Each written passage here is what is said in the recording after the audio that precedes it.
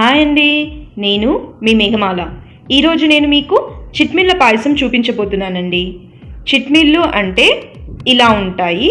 వీటిని గోధుమ పిండితో చేసుకుంటారు. బ్యాంబినోలా ఉంటాయి. వీటిని ఎలా చేసుకోవాలో నేను చెప్తాను మీకు. ముందుగా వీటికి ఏమేమి కావాలో చూసుకుందాం. 1 కప్పు చిట్మిళ్ళకి 5 కప్స్ పాలు. నేను పాలు ఆల్రెడీ వేడి చేసి పెట్టుకున్నాను. 1 కప్పు షుగర్, కావాలంటే తక్కువగా యాడ్ చేసుకోవచ్చు. కొద్దిగా యాలకుల పొడి, నెయ్యి, కాజు. ముందుగా ఒక గిన్నెలో కొద్దిగా గోధుమ పిండి తీసుకొని అందులో కొద్దిగా వాటర్ యాడ్ చేసుకొని చపాతీ పిండిలా తడుపుకోవాలి. ఇలా ఎందుకు చేస్తున్నామంటే చిట్మిళ్ళు తయారు చేసుకోవడానికి ఇలా చపాతీ పిండి రెడీ చేసుకోవాలన్నమాట. ఇలా చపాతీ పిండి రెడీ చేసుకున్న తర్వాత కొద్దిగా పిండిని చేతిలోకి తీసుకొని ఇలా సన్నగా వేళ్ళతో ఇలా చేసుకోవాలి. బ్యాంబినోలా ఇలా చేసుకోవాలి, సన్నగా చేసుకోవాలి. ఇలా చేసుకున్న వాటిని ఒక 2 to 3 days ఎండలో పెట్టాలండి. ఇవి బాగా ఎండితేనే బాగుంటుంది, ఎందుకంటే ఇవి స్టోర్ చేసుకోవచ్చు అన్నమాట. నియర్లీ 5 to 6 months దాకా కూడా మనం స్టోర్ చేసుకొని పెట్టుకోవచ్చు. ఇలా అయిన వాటిని రెడీ చేసుకొని ఎండలో పెట్టుకొని నిల్వ ఉంచుకోవచ్చు అన్నమాట. ఇది మనము మిగిలిపోయిన చపాతీ పిండి ఉన్నా కానీ, పూరి పిండి ఉన్నా కానీ ఇలా చేసుకోవచ్చు. టీవీ చూస్తూ కూడా చేసుకోవచ్చు అండి. చాలా ఈజీగా ఉంటుంది చేసుకోవడం కూడా. ఇలా చేసుకున్న వాటిని స్టోర్ చేసుకొని పెట్టుకోవచ్చు. అండ్ ఈ పాయసం వచ్చేసి మేము శ్రావణ మాసంలో ఎక్కువగా నైవేద్యంగా పెడతామండి. చిట్మిళ్ళ పాయసం అనేది నైవేద్యం మంగళవారం, శుక్రవారం శ్రావణ మాసంలో ఎక్కువగా నైవేద్యం పెడతాము. అండ్ ఇది మాత్రము మీరు ఎండలో పెట్టడం మాత్రం మర్చిపోవద్దు, కంపల్సరీ ఎండలో పెట్టాలి. ఇప్పుడు ఇలా చేసుకున్న అన్ని చిట్మిళ్ళని స్టోర్ చేసుకున్న తర్వాత నన్ను ఆల్రెడీ చేసి పెట్టుకున్నానండి, నా దగ్గర ఉన్నాయి. ఇప్పుడు ఒక కడాయి తీసుకొని అందులో నెయ్యి యాడ్ చేసుకోవాలి. నెయ్యి హీట్ అయిపోయిన తర్వాత కాజు వేసుకొని ఫ్రై చేసుకోవాలి. కాజు బ్రౌన్ అయ్యే వరకు ఫ్రై చేసుకొని తీసి పక్కకు పెట్టుకోవాలి.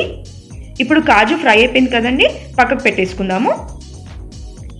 ఇప్పుడు ఇదే నెయ్యిలోకి చిట్మిళ్ళు యాడ్ చేసుకొని కొద్దిగా బ్రౌన్ అయ్యే వరకు ఫ్రై చేసుకోవాలి. సిమ్లో పెట్టుకొని ఫ్రై చేసుకోవాలి. మనము ఎక్కువగా బ్రౌన్ చేయొద్దండి, సిమ్లో పెట్టుకొని లైట్ బ్రౌన్ అయ్యే వరకు ఫ్రై చేసుకోవాలి. అండ్ చెప్పాను కదండి మీకు, ఎండలో పెట్టుకోవడం వల్ల ఏంటి అంటే మనకి ఎక్కువ రోజులు నిల్వ ఉంటుంది. అండ్ ఇందులో వచ్చేసి మీరు సాల్ట్ తక్కువగా ఉండేలా చూసుకోండి. సాల్ట్ ఏంటి అనుకుంటున్నారా? నేను చెప్పాను కదండి చపాతీ పిండి మిగిలితే కూడా చేసుకోవచ్చు అని చెప్పేసి. చపాతీ పిండిలో సాల్ట్ యాడ్ చేసాం కదా, సో ఆ సాల్ట్ అనేది కొద్దిగా తక్కువ ఉండేలా చూసుకోండి. ఎందుకంటే మనం పాలు పోసినప్పుడు ఏమవుతుందంటే ఆ సాల్ట్ వల్ల విరిగిపోయే ఛాన్సెస్ ఉన్నాయన్నమాట. పాలు విరిగిపోయి పాయసం మొత్తం ఖరాబ్ అయ్యే ఛాన్సెస్ ఉన్నాయి.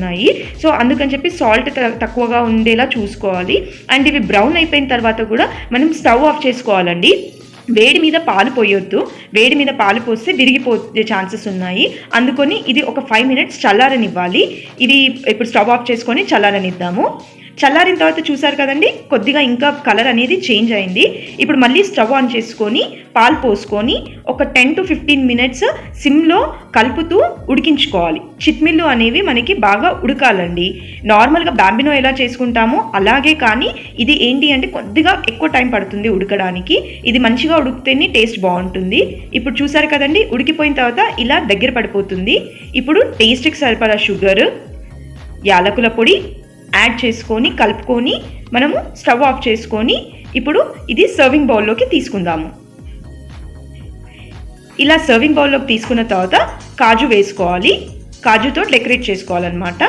అయిపోయిందండి, చిట్మిళ్ళ పాయసం రెడీ. ఈ పాయసాన్ని మనము గారెలతో తీసుకుంటే కూడా చాలా బాగుంటుంది టేస్ట్. గారెల రెసిపీ నేను ఆల్రెడీ నా ఛానల్లో పెట్టాను. ఒకవేళ ఎవరైనా చూడకపోతే నేను డిస్క్రిప్షన్లో లింక్ ఇస్తాను, చూడండి. గారెల రెసిపీ కూడా రెండిటితో తప్పకుండా ట్రై చేయండి, టేస్ట్ చాలా బాగుంటుంది.